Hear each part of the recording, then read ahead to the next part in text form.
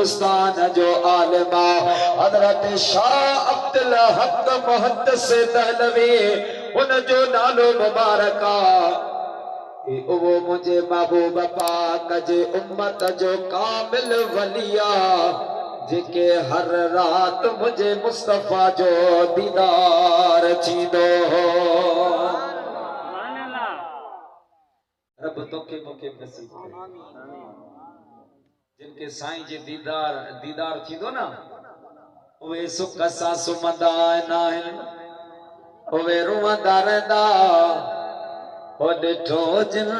चेहरो मदनीअ जो ॾिठो जिन चेहरो मदनीअ जो से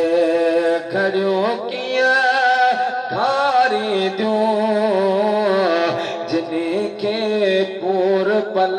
पल में जिनके पूर पल पल में सदा सुहिरल पियो सारी दियूं ॾिठो जिन चेहरो अरबीअ जो जुमे जुमेरात साईं हर रोज शाह अब्दुल हक के मुझे मुस्तफा जो दीदार थींदो हो। ओ कामिल वली 50-52 साल हुन जी उम्र थिया ॾाढे मुबारक में अच्छा वार अची विया दिल में यो फैसलो कया तयार जिंदगी हिते गुज़री आ हाणे छो न प्रिय जे पाड़े में वञी रहा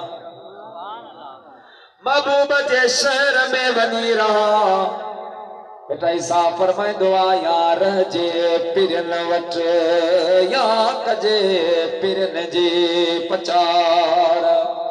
यार जे पिरन वट या कजे पिरन जी पचार इने बिनी का धार अदा कादर कंहिंखे न करे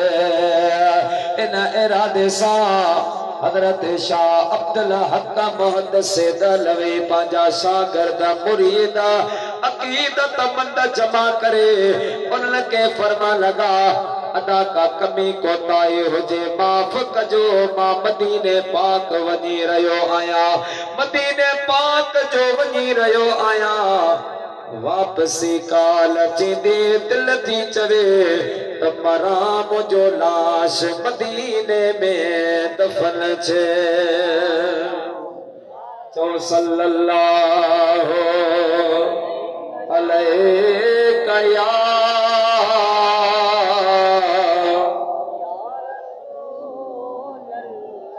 वसल्लम अलैहि या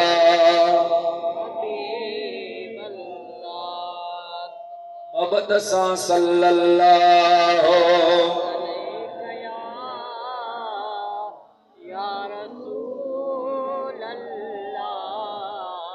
वसल्लम अलैहि या प्यारा मुसलमान भाइरो सभिन खां मोकलाए करे हजरत शाह अब्दुल हक मुहद्दिस दहलवी रहमतुल्लाह अलैहि हिंदुस्तान छॾे करे मुझा प्यारा दोस्त बुजुर्गो सफर काटी दे मुश्किलातों काटी दे मक्के पाक जी सरजमीन ते आया सुभान अल्लाह मक्को तो मक्को है ना रब तोखे मुखे ज़ियारत नसीब आमीन नबी से फरमायो केर मानो गुनाह करे करे जमीन आसमान भरे छदे पर जने बैतुल्लाह ते इंदो वा उन जी पेरी नजर काबे ते पौंदी आ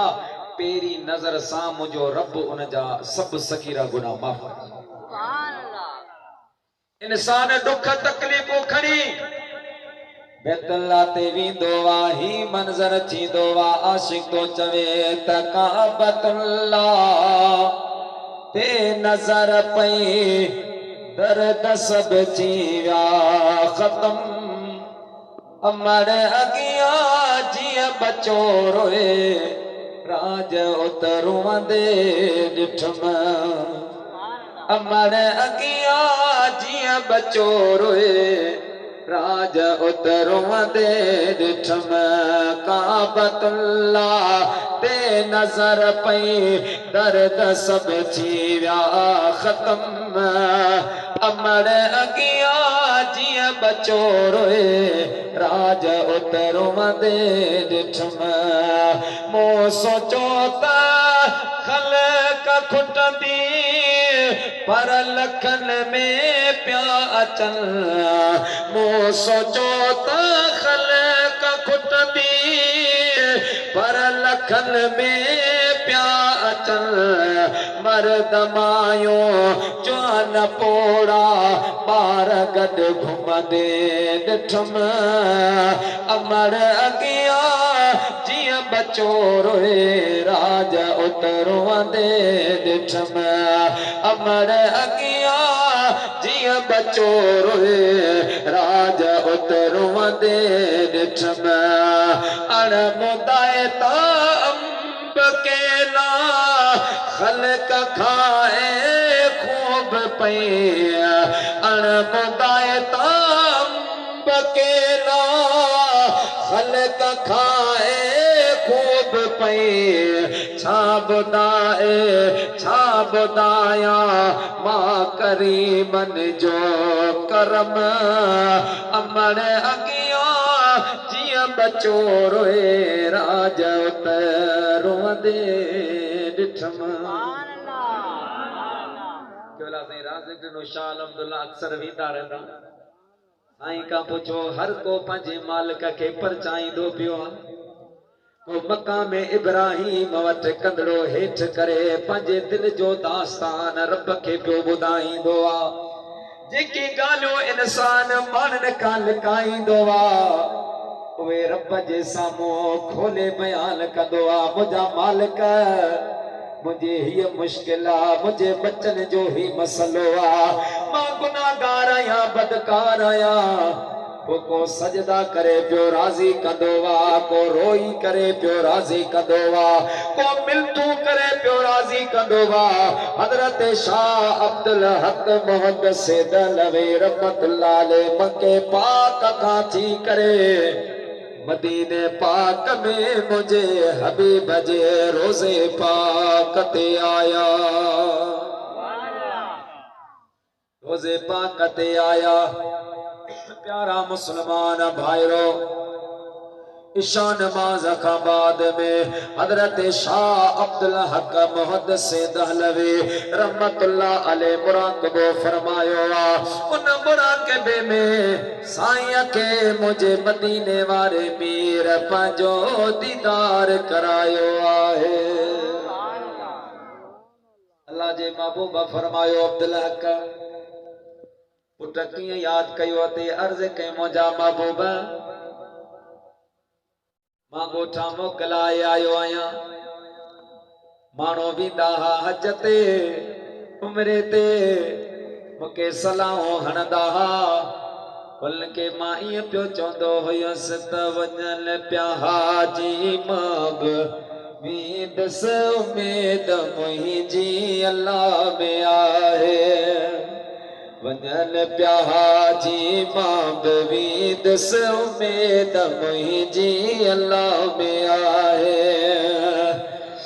उमेद मुंहिंजी अल्लाह में आहे मको मदीनो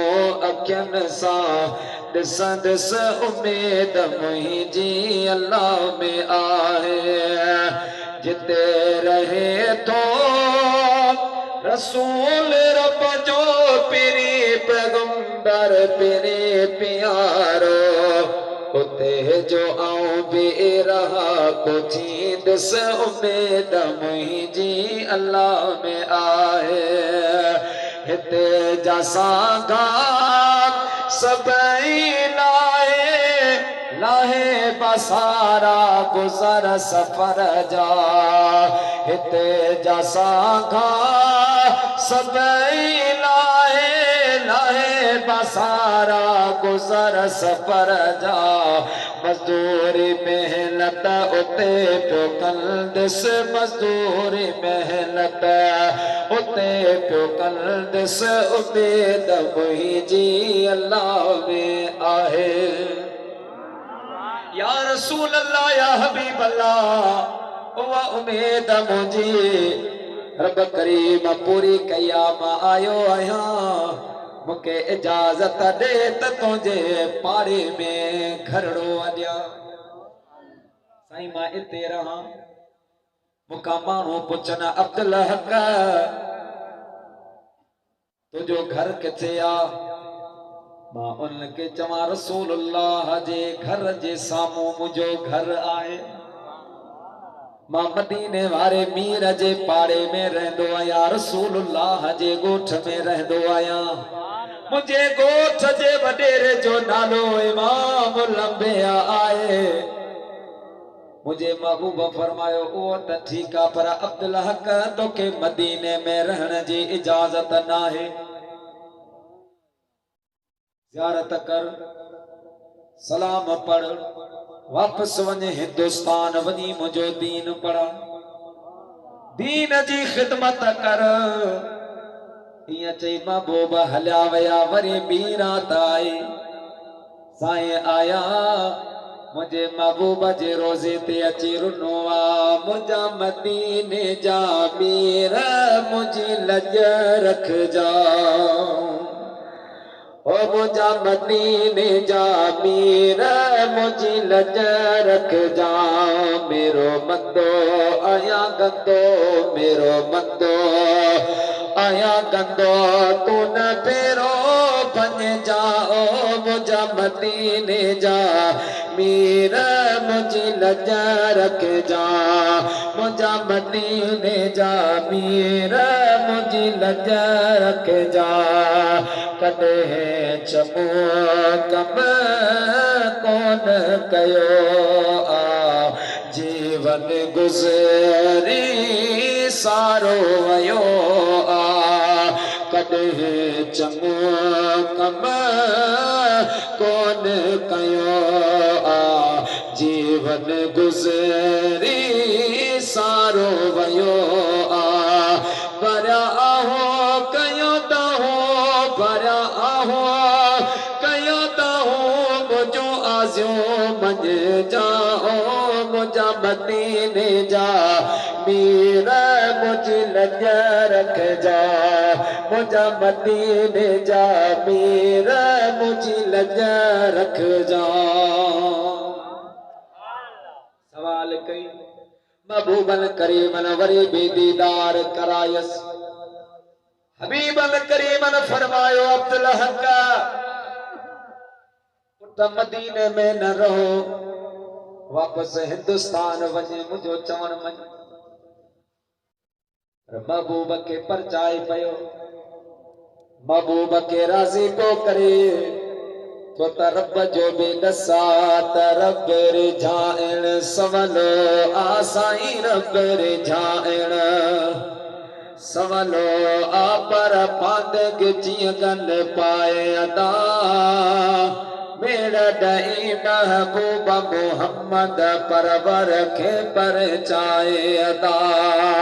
ओ मेरा दई महबूब मोहम्मद परवर के परचाए अदा रब रिझाइण सवलो आसाई रब रिझाइण सवलो आ पर पांदग जीअं गन पाए अदा मेरा दई महबूब मोहम्मद परवर के परचाए अदा ऐ के डुब खणी खाते आए माफियों दी दई मालिक साईं के डुब खणी खाते आए माफियों दी दई मालिक साईं रब जी रहमत वदे आ बाऊ रब जी रहमत वदे आ तू न उम्मीद लाहे अदा मेरा दई महबूब मोहम्मद परवर के परचाए अदा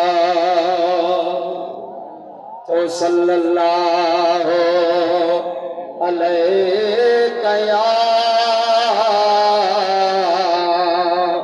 या रसूल अल्लाह वसल्लम अलैहि।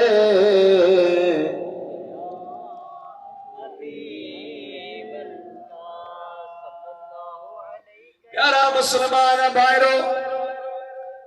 रात आया हजरत शाह अब्दुल हक मुझे महबूब जे रोजे पाक ते ताजिद जे टाइम ते आया। साईं के वरी मिलतो कई मुझा महबूब करम फरमा। हबीबन करीमन जे दरबार में मुराकबो कई। आज टी रात टई रातों दीदार थिए पियो पर महबूब चवे पियो वञ। हजरत अब्दुल हक के खबर महबूब मुझो सखिया मेहरबान नबिया। ओ मुझा प्यारा मुसलमान भाइरो इंतजार में आ त नबी पाक टी रात भी वरी दीदार करायो। मुझे महबूब फरमायो अब्दुल हक पैसा खपे ॾा, सोन खपे ॾा, चांदी खपे ॾा,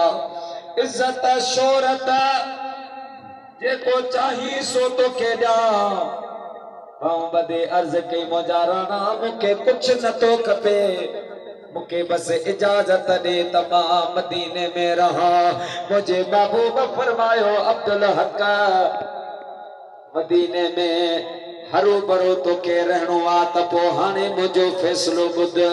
अगर मदीने पाक में रहंदे त तोके फकत मुझे रोजे पाक जो दीदार नसीब थींदो, गुंबदे खजरा तो ॾिसी सघंदे। पर जे कॾहिं मां हबीब करीम सल्लल्लाहु अलैहि वसल्लम जो चवण वठी करे हिंदुस्तान में मुझो दीन पढ़ाईंदे त पो अब्दुल हक मुझो तो सा वाइदो वा रोजानो मदीने पाक मां हली करे हिंदुस्तान जी सरजमीन ते तोके पंहिंजो दीदार कराइण मां मोहम्मद करीम जो कमाल।